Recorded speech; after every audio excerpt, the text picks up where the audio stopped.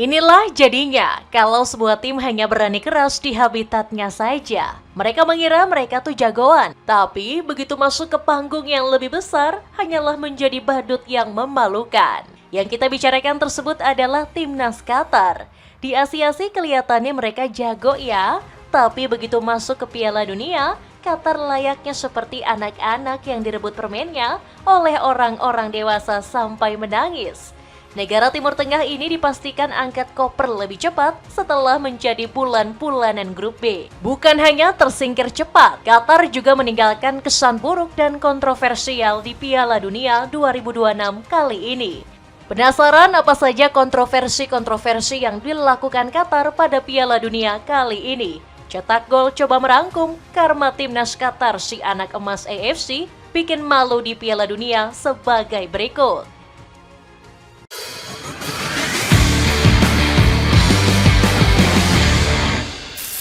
Karma timnas Qatar tersingkir cepat di Piala Dunia. Qatar mengawali Piala Dunia 2026 dengan hasil yang cukup meyakinkan. Gol di penghujung laga membuat anak asuh Julen Lopetegui bisa menahan imbang Swiss di laga pembuka. Hasil imbang satu-satu yang didapat bikin Qatar tidak menaruh respect pada lawan yang mereka hadapi. Staf dan pelatih mereka seolah meremehkan kekuatan-kekuatan negara di grup B. Julen Lopetegui mengatakan Qatar akan bisa lolos dengan mudah dan menciptakan sejarah luar biasa. Saya mengatakan bahwa Qatar adalah negara kuat. Kami bisa mencetak gol dan berkeyakinan bisa mencetak sejarah, kata Lopetegui selaku pelatih timnas Qatar. Kok bisa ya Lopetegui yang dulunya dikenal kalem tiba-tiba melontarkan komentar yang sombong? Apakah pelatih asal Spanyol ini sudah terkena gendam kesombongan dari petinggi Qatar? Mungkinkah kesombongan ini datang dari Qatar berstatus sebagai juara bertahan di Piala Asia? Ditambah lagi ini jadi kali kedua negara Timur Tengah ini ikut berlaga di Piala Dunia. Qatar pertama kali bermain di Piala Dunia pada saat menjadi tuan rumah di Piala Dunia 2022. Mereka pikir Piala Dunia 2026 bisa disetting sama seperti di Piala Asia. Menantang tuan rumah Kanada, Qatar benar-benar diajari cara bermain bola yang benar. Tidak perlu ditanya sebabuk apa Qatar di match itu yang bahkan tidak bisa mencetak satupun gol. Skor 6-0 begitu mencolok dan menjadi kekalahan terbesar di Piala Dunia 2026. Lagi-lagi Lopetegui nggak terima dan menganggap kemenangan 6-0 Kanada dinodai oleh sikap buruk pemain mereka. Ex-pelatih West Ham United ini nggak terima dengan selebrasi pemain Kanada. Lopetegui menganggap selebrasi tersebut sangat tidak sportif yang mencederai sepak bola. Akibat kejadian ini, ketegangan antar pemain pun sempat memuncak hebat. Tak hanya konflik dengan pemain Kanada, Lopetegui juga terlibat adu mulut dengan Jesse Marsch. Pelatih timnas Qatar ini memperingatkan Marsch agar anak asuhnya untuk tidak mencetak gol lebih banyak. Menurut Lopetegui, Marsch telah melakukan tindakan yang tidak respect. Sang pelatih tidak senang karena Kanada terus melancarkan serangan meskipun sudah unggul 6-0. Lopetegui bilang seharusnya Marsch memperingatkan anak asuhnya untuk bermain santai. Sebab Qatar sudah kehilangan dua pemain mereka yang diganjar kartu merah. Loh, kok aneh? Dalam sepak bola justru bermain dengan serius adalah salah satu tindakan fair play. Kanada tentu menganggap Qatar adalah sebagai negara yang kuat.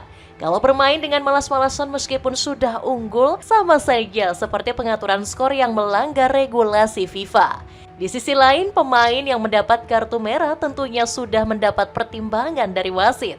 Kalau kita telusuri lebih dalam, kartu merah yang diberikan Homam Ahmed dan Asim Madibo sudah cukup wajar. Sebab pelanggaran yang dilakukan kedua pemain ini sangatlah keras dan menimbulkan cedera. Bahkan Asim Madibo sendiri yang tidak memberikan respek sesama pemain. Pemain timnas Qatar ini menebas kaki Ismail Kone hingga mengalami patah kaki yang cukup parah. Wajar dong protes Lopetegui ke Jesse Marsch mendapat kecaman dari berbagai media. Surat kabar Sport menuliskan jika keputusan Lopetegui membela pemainnya dinilai salah.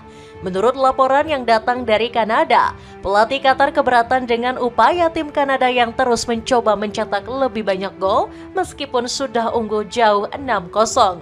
Dan lawan hanya bermain dengan 9 pemain karena menganggap hal itu sebagai perilaku yang tidak sportif, tulis Media Sport. Hukum tabur tuai itu benar-benar nyata terjadi. Pepatah apa yang kamu perbuat ke orang lain itu juga yang akan kamu dapatkan sangat menggambarkan situasi timnas Qatar saat ini. Timnas Qatar yang awalnya sombong harus merasakan kepedihan yang mendalam. Mereka dipastikan angkat koper lebih cepat setelah dikalahkan Bosnia dan Herzegovina dengan skor telak 3-1. Menutup babak pertama, Bosnia sudah unggul 2 gol lewat Kerim Alaibegovic dan gol bunuh diri Sultan Al-Breik. Qatar sebenarnya sempat memperkecil kedudukan lewat Hasan Al-Haidos. Tapi Bosnia bisa memperlebar keunggulan lewat Ermin Mahmic di menit 80 pertandingan. Sampai wasit menutup peluit panjang, gak ada tambahan gol yang tercipta dari kedua tim.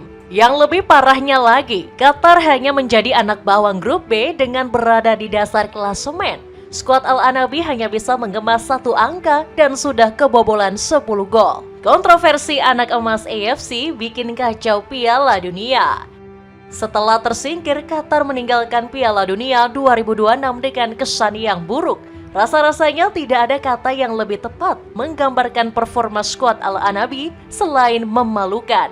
Padahal Qatar datang ke Piala Dunia 2026 dengan status juara bertahan Piala Asia. Bahkan 2 edisi terakhir selalu dimenangkan oleh skuad Al-Anabi yang menunjukkan kekuatan mengerikan. Tapi coba pikir, juara Piala Asia 2 kali berturut-turut selalu malu-maluin di Piala Dunia. Kita mundur ke Piala Dunia 2022 saat Qatar menjadi tuan rumah. Memang gak bisa dipungkiri bahwa Qatar menjadi salah satu penyelenggara terbaik. Tetapi dalam 2 kali keikutsertaannya di Piala Dunia, skuad Al-Anabi selalu menjadi bulan-bulanan. Ditambah lagi Qatar juga membuat berbagai kontroversi di Piala Dunia kali ini. Selain komentar aneh dari Lopetegui, sikap para pemain Al-Anabi kerap kali menimbulkan keributan. Saat Asim Madibo melakukan pelanggaran bisa-bisanya, bangku cadangan Qatar masih membuat keributan. Jadi kalian gak bisa lagi tuh terus-terusan berharap dibantu wasit. Jesse Marsch langsung menyindir tindakan gak tahu diri dari timnas Qatar. Saya tidak mengerti reaksi dari seluruh bangku cadangan mereka yang mencoba memulai perkelahian tentang kartu merah. Padahal pelanggarannya jelas, baru saja terjadi sampai menyebabkan kaki seorang pemain patah. Tegas Marsch setelah membantai Qatar. Kone yang menderita cedera parah justru mendapat respek dari berbagai pemain. Sebut saja seperti Antonio Rudiger, Achraf Hakimi, serta Jay Itzes yang mendoakannya agar tetap kuat dan segera diberi kesembuhan.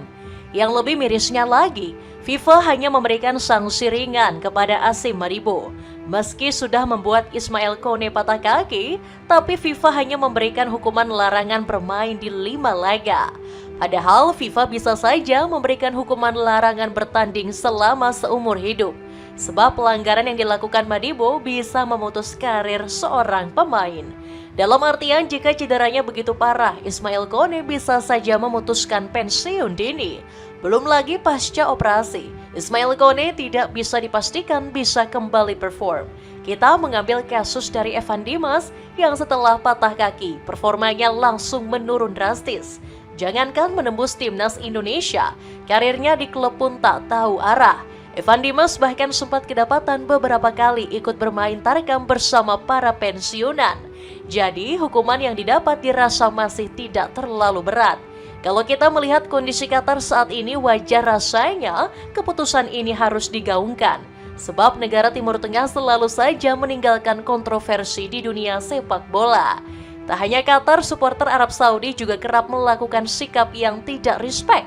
Mereka tiba-tiba menyenggol timnas Spanyol dan mengatakan "Where is Yamal?"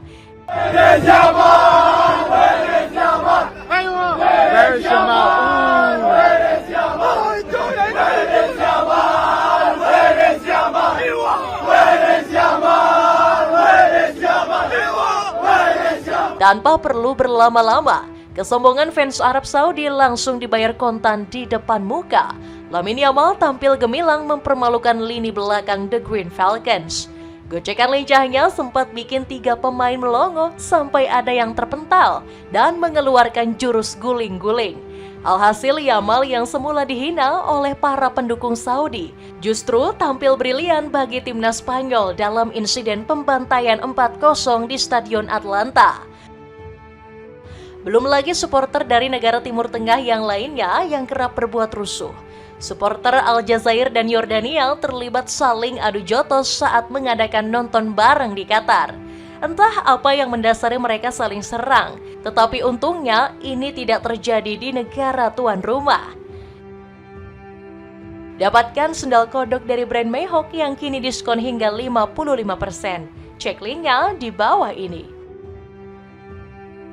Harusnya Indonesia yang mewakili AFC di Piala Dunia.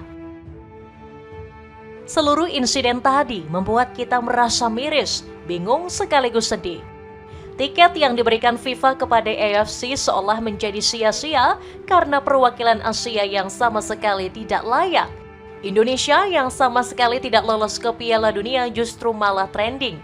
Ramai-ramai media luar negeri mengangkat headlines berita, seharusnya Indonesia yang mewakili AFC di Piala Dunia.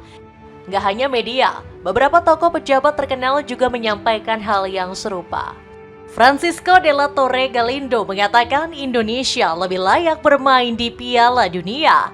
Duta Besar Meksiko untuk Indonesia ini mengatakan Indonesia jauh lebih punya kualitas dibanding negara Timur Tengah. The World Cup makes Indonesia, so you're welcome. Mexico is a country that the only country for third time is hosting a World Cup, so very happy. And I told everyone, and I'm telling you, the World Cup makes Indonesia, so you're welcome. It means we can show the best of us, our people, share our hospitality, our culture, our food. Pernyataan Pak Francisco mungkin ada sedikit benarnya juga. Sebab jika dilihat dari kualitas, pemain timnas Indonesia saat ini jauh lebih berkelas bersama John Hartman. Timnas Oman pun yang berada di ranking 79 FIFA, kita babat habis dengan skor 3-0. Skor ini menandakan jika kualitas pemain skuad Garuda Nusantara tidak buruk-buruk amat. Namun perjuangan para pemuda-pemuda terbaik bangsa harus kandas. Meskipun performa kita saat itu memang sedang anjlok, tetapi ada faktor X yang mempengaruhi gagalnya kelolosan timnas. Kita semua tidak akan melupakan insiden kecurangan Saudi yang saat itu menjadi tuan rumah. AFC beberapa kali merombak regulasi tuan rumah di putaran keempat. Pertandingan yang seharusnya digelar di tempat netral kemudian diganti jadi negara dengan peringkat terbaik di ronde ketiga. Secara tiba-tiba AFC menunjuk Qatar dan Arab Saudi sebagai tuan rumah. Alasan AFC saat itu karena Qatar dan Arab Saudi merupakan negara dengan ranking tertinggi FIFA. Itu mah akal-akalan aja. Kalau emang itu yang terjadi, mengapa tidak buat regulasi sebelum itu?